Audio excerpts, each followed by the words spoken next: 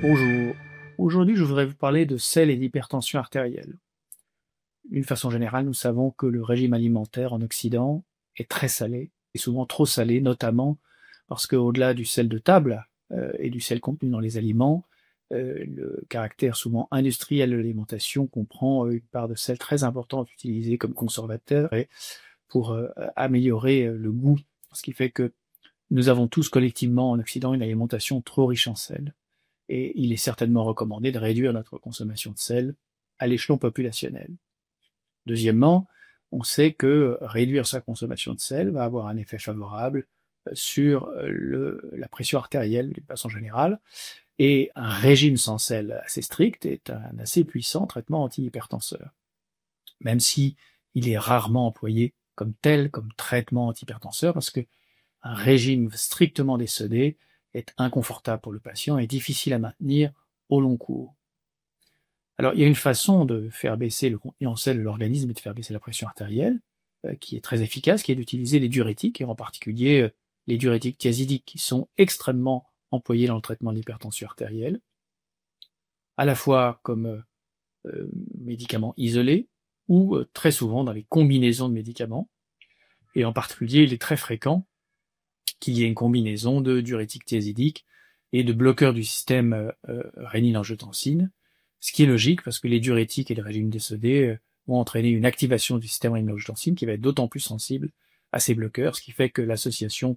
diurétique thiazidique sartan ou diurétique thiazidique inhibiteur de l'enzyme de conversion est parfaitement logique et efficace.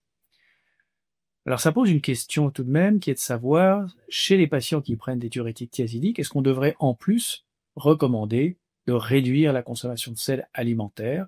Est-ce qu'on gagne une efficacité supplémentaire? Et est-ce qu'on va être bien toléré? Alors c'est une question à laquelle 3 grands hypertensiologues se sont intéressés. Ils viennent de faire un petit éditorial dans Circulation, signé de Franz Messerli comme premier auteur, et qui est tout à fait intéressant parce qu'il cite une méta-analyse qui a examiné cette question spécifiquement et regardé si l'adjonction du régime décédé au diurétique thiazidique a un effet sur la pression artérielle, et la réponse est non. Et donc, en termes d'efficacité, il n'y a pas grand-chose à attendre de recommander systématiquement un régime décédé, ce qui est probablement une assez bonne nouvelle pour les patients, parce que ça leur permettra, s'ils prennent un diurétique thiazidique, de ne pas avoir à s'infliger une restriction trop stricte en termes de qualité de vie et de dégradation, et par ailleurs permettra de réduire les risques d'hyponatrémie de déplétion, qui est une des complications du régime sans sel, surtout s'il est combiné au traitement diurétique, et surtout une complication du traitement diurétique lui-même. Et il faut toujours veiller à ce qu'il n'y ait pas d'hyponatrémie chez les patients sous diurétique. Et donc, voilà, je pense que c'est plutôt une bonne nouvelle pour nos patients. Si les patients prennent un thiazidique, que ce soit seul ou en combinaison avec d'autres antihypertenseurs, ils peuvent avoir une alimentation raisonnable en sel. On ne les encourage pas à saler leur alimentation, mais ils peuvent en tout cas ne pas s'infliger un régime décédé, en tout cas un régime décédé trop strict, certainement à éviter.